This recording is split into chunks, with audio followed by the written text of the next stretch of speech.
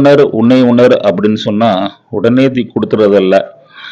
ஜீபூபான் மந்திரம் சொல்லியோ இல்ல பெரிய ஒரு மந்திரத்தை சொல்லியோ உங்க கையை தொட்டோ நெத்தியில பொட்டு வச்சோ கனிகளை கொடுத்தோ அல்லது உங்களுக்கு தீட்சை கொடுக்குறேன்னு சொல்லியோ என்ன உபதேசங்களை கொடுத்தாலும் அது உங்களுக்கு சீர்மிகு உணர்வாக இருக்காது.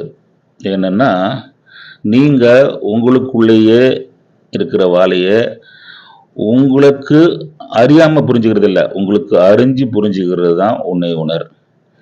அப்போ இவங்க சொல்றாங்க அவங்க சொல்றாங்க அது வாங்கிட்டா சரியாயிடும் இது வாங்கிட்டா சரியாயிடும் அப்படின்னு ஃபேஷனுக்காக பேசுறதல்ல இந்த வாழையுடைய முக்கியமான விஷயங்கள். புரியுதுங்களா? இந்த உன்னை உணர் என்பது பார்த்தீங்கன்னா உனக்குள்ள இருக்கும் ஆத்ம சக்தியை உணர், உனக்குள்ள இருக்கும் வாழையை உணர், உனக்குள்ள இருக்கும் மனதை உணர். மனம் என்றால் என்ன, உடல் என்றால் என்ன, எங்க இருக்கிறது, இது எல்லாமே நீங்க உணர வேண்டும்.